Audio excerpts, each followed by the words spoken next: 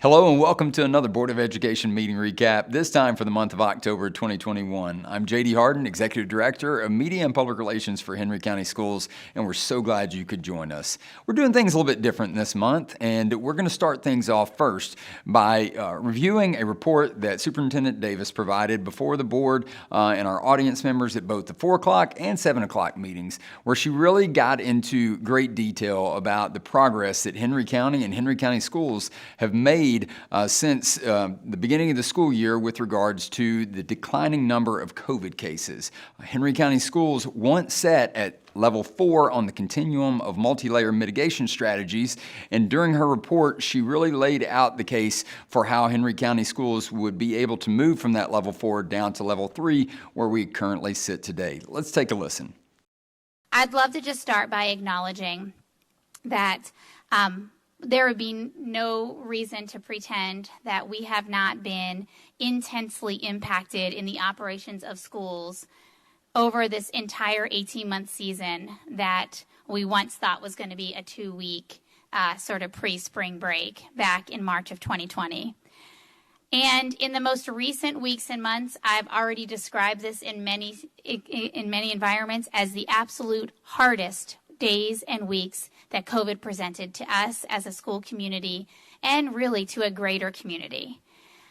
We've had a hard impact that has affected our employees.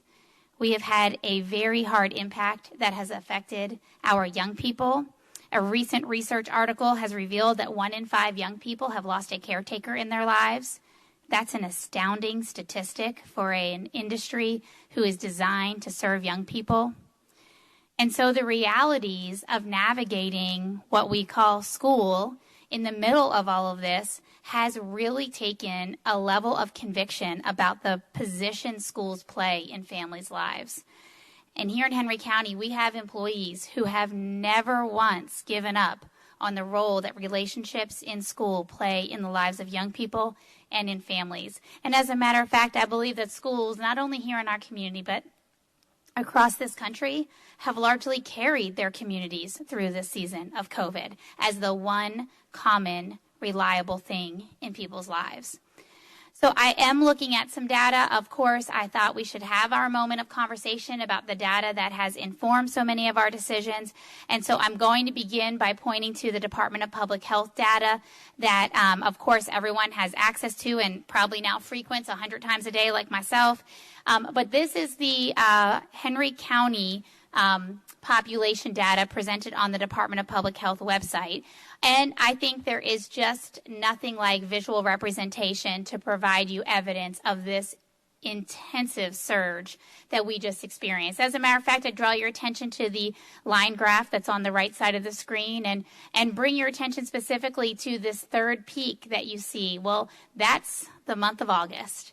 And that's the month that Henry County Schools opened after having believed in July that we were nearing the end of this thing called COVID. Well, when you look at that third peak, you see it actually exceeds any other surge that our community has navigated.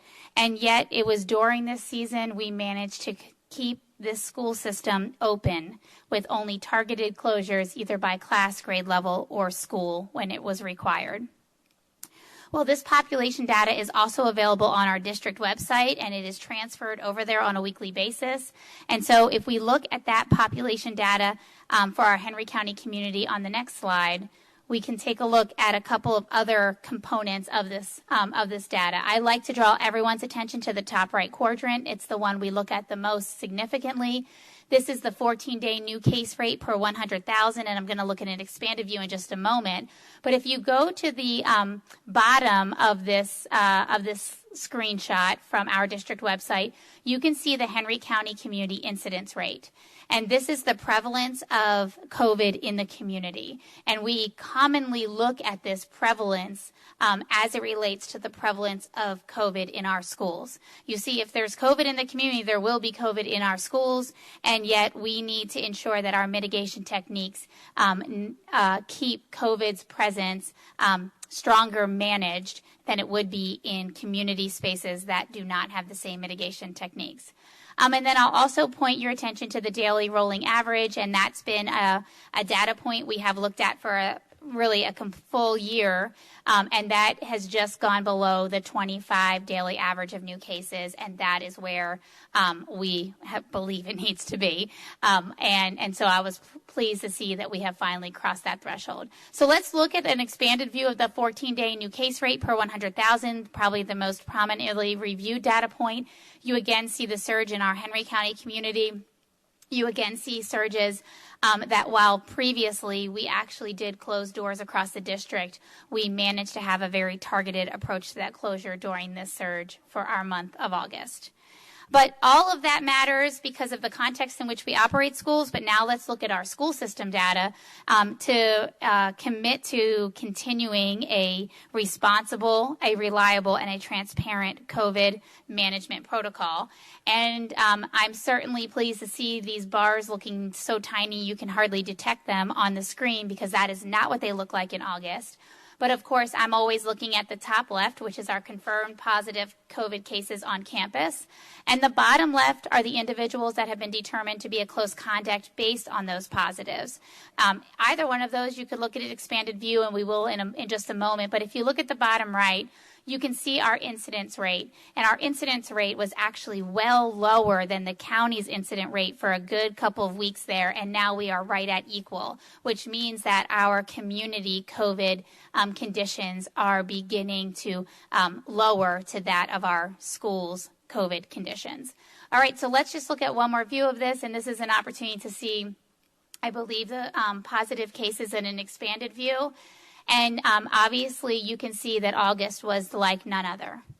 The dark purple bars on this bar graph are demonstrating for you what the weeks in August and into early September required of school leaders, of employees in all job families, and of families to navigate.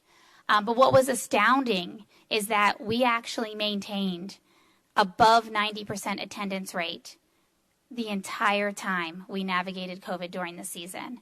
And because of some of the agility that our organization has really grown a muscle to be able to do, we saw a lot of adaptations over those really 7 weeks into fall break that kept kids, even who weren't at school, connected to their learning, which is pretty astounding. So I bring up all of these data points because, of course, I'm asked regularly what data points we are looking at, and so a community conversation about those data points matters, but also because we are appearing to be on the back end of a very intense surge, and for that, I'm incredibly thankful. I'm also incredibly thankful that we've never once operated unilaterally in this entire season. And so there are hospitalization numbers that, while not presented on our data points, are a part of my regular review. And we know that the number of beds dedicated to COVID-positive patients in our local hospital have halved in the last 3 weeks. We also know that our hospital is still on ICU diversion, and we also know that the National Guard has still been deployed to our local hospital. But our local hospital has begun again reopening non-urgent surgeries, which is a really good sign for the hospital capacity to serve our whole community. There's other collaborative agencies like the Department of Public Health, and the Department of Public Health report just today does reveal the potential for a future surge in late November or early December. But what they also are able to report is that Pfizer has officially submitted for approval for vaccinations for children ages 5 to 11, and that Merrick has submitted data to FDA for approval for an antiviral treatment in pill form, both of which could be coming to market in the next 4 weeks, providing different tools in which to handle future surges. You see both Department of Public Health and Piedmont Henry Hospital say that the surges may be inevitable, but our ability to manage surges and not overwhelm our hospitals is the goal.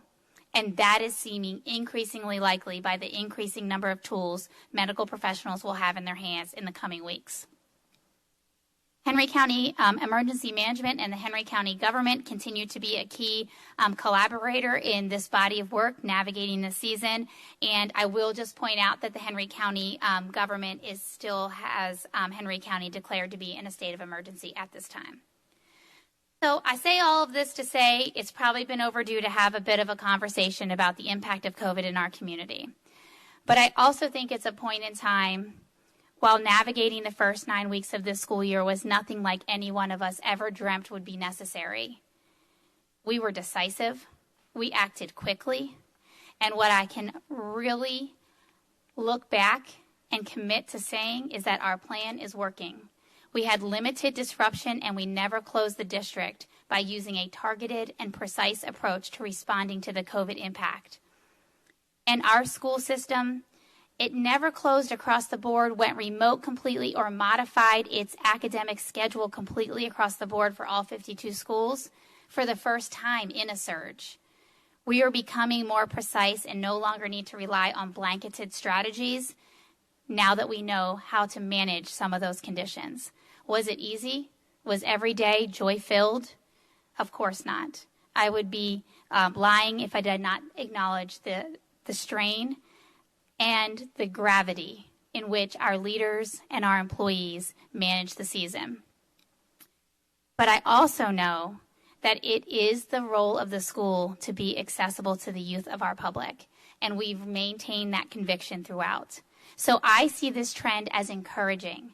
I see this trend as something that gives us hope.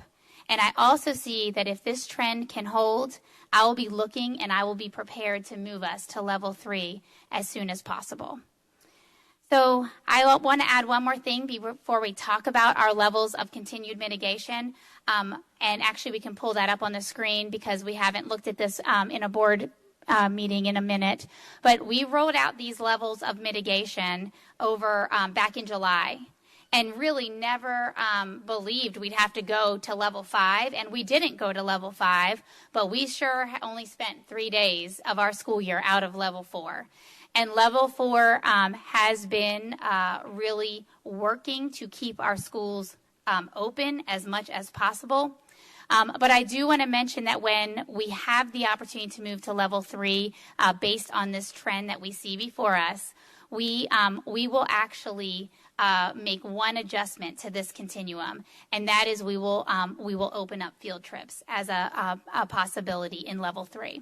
And so that probably matters a lot to our schools and our families right now, but it's just a very minor tweak. Everything else remains the same.